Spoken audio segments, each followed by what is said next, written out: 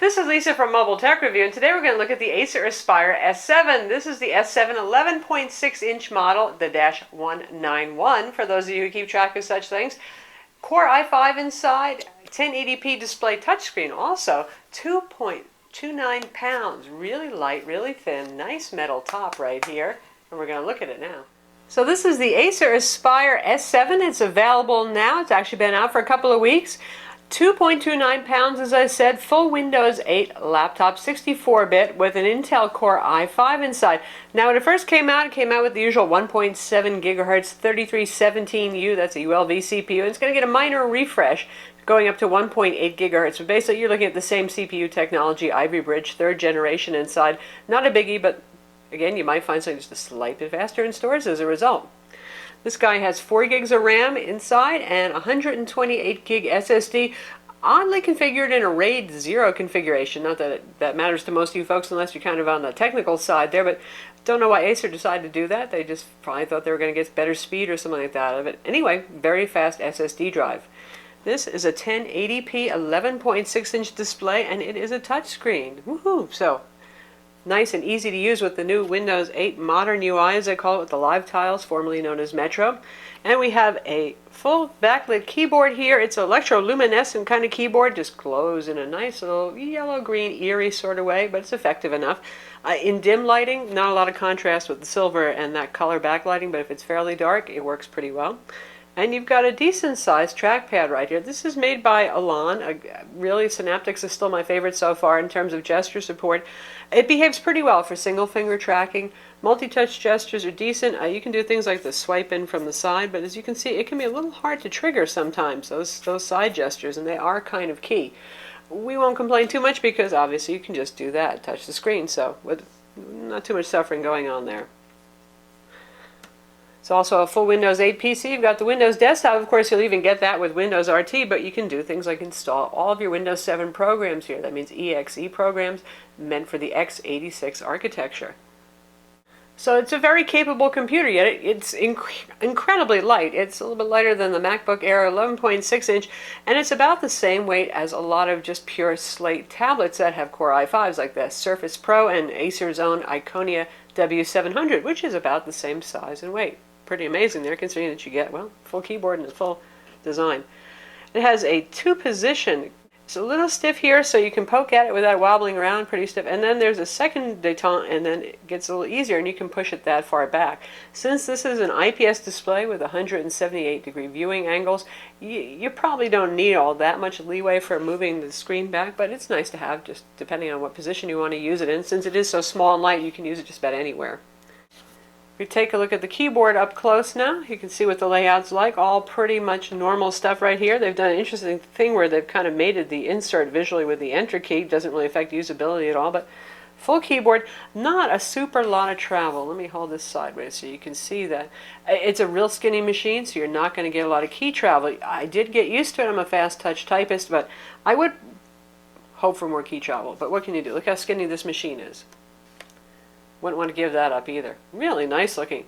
Got an aluminum lid here with a little bit of a brushed pattern. Depends on the light as to whether you can see there or not. In person, it's pretty obvious.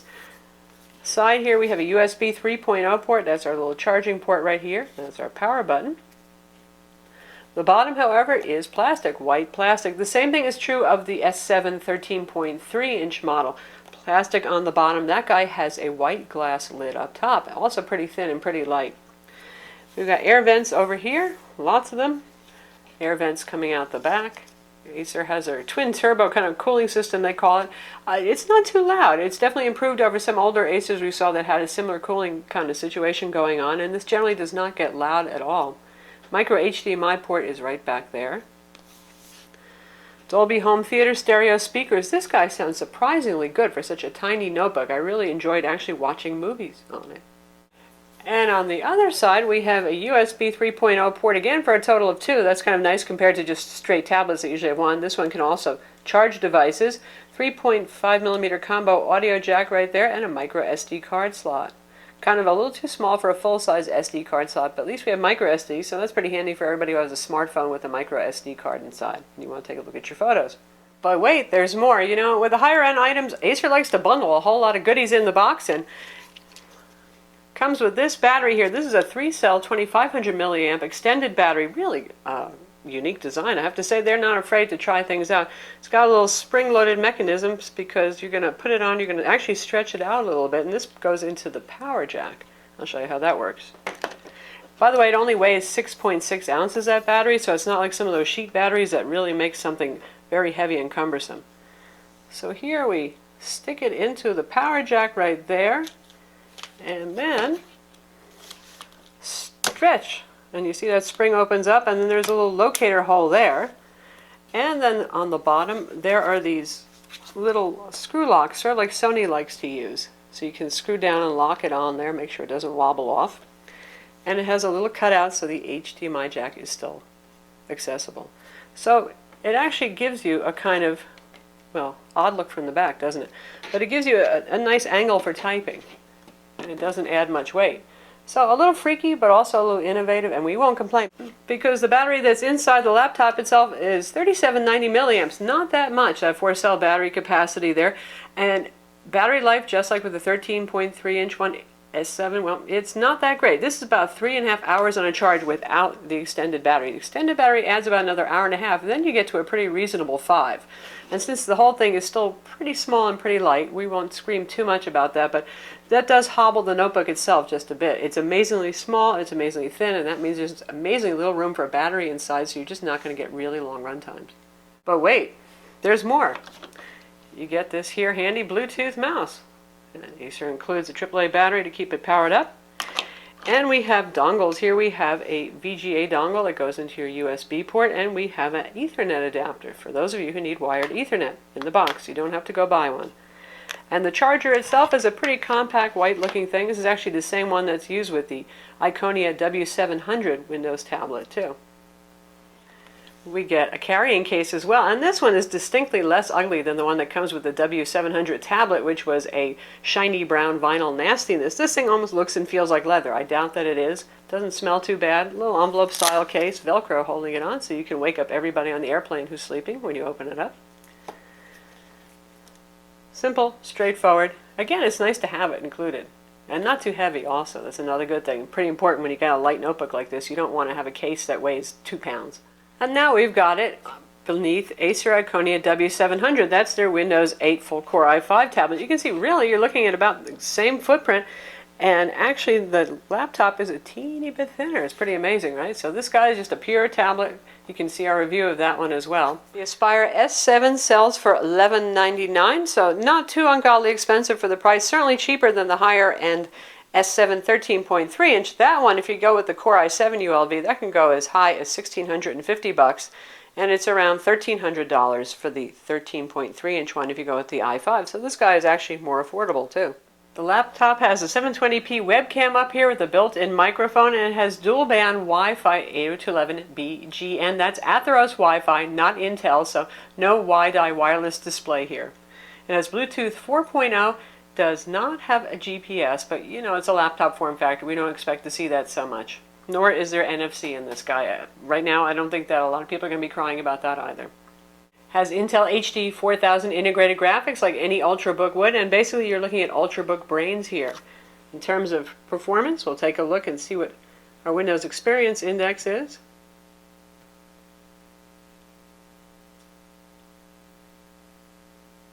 For processor, we have 6.9. For RAM, we have 5.9, and this is all on the scale of 1 to 9.9.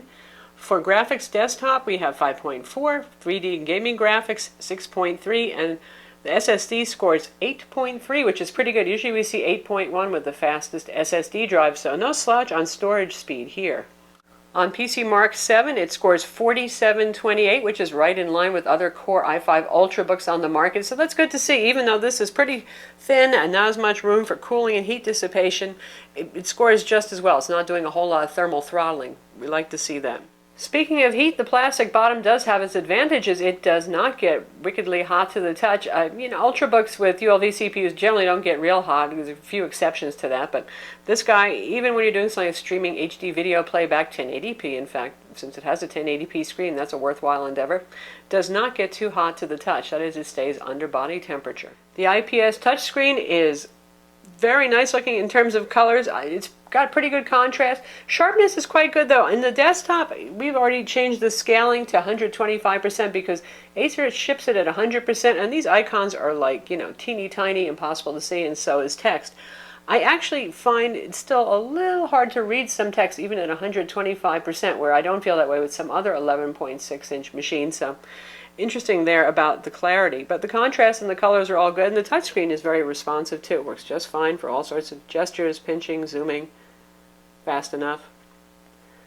Works nicely. As I mentioned, the speakers are better average. I'm going to try out a 1080p MPEG-4 high-profile trailer so you can hear what that sounds like.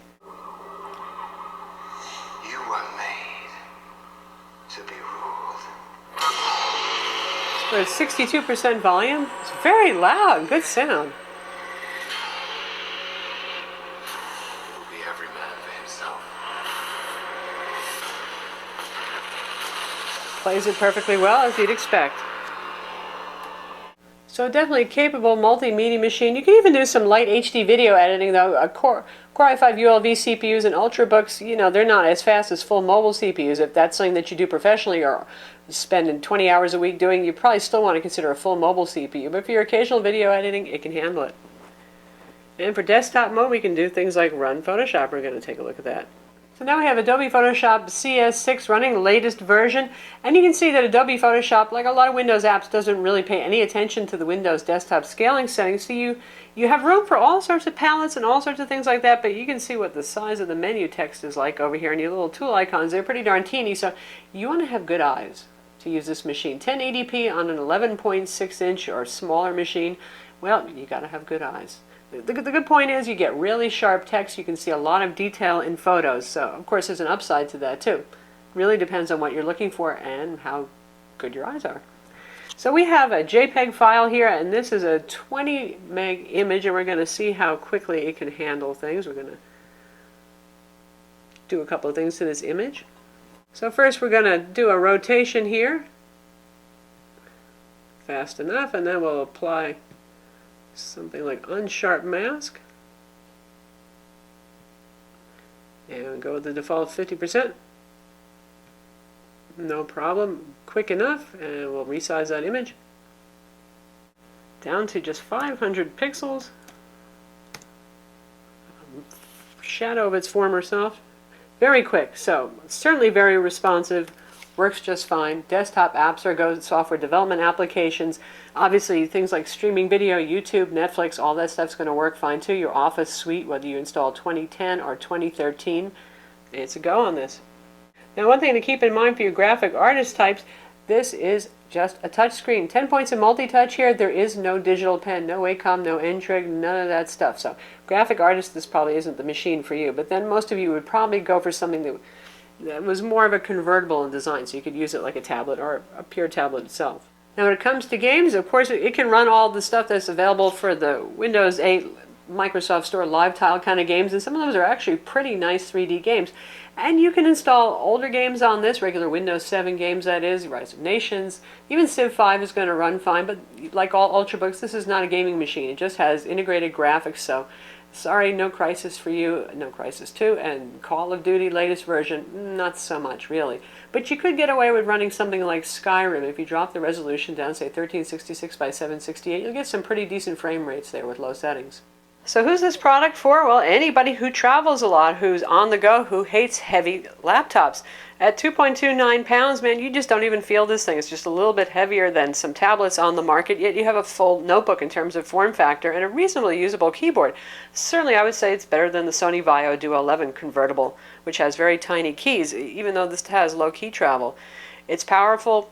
It could be your main machine. It has an external HDMI connection, so if that little 1080p screen gets to be a little tiring for your eyes, well, plug it into an external monitor.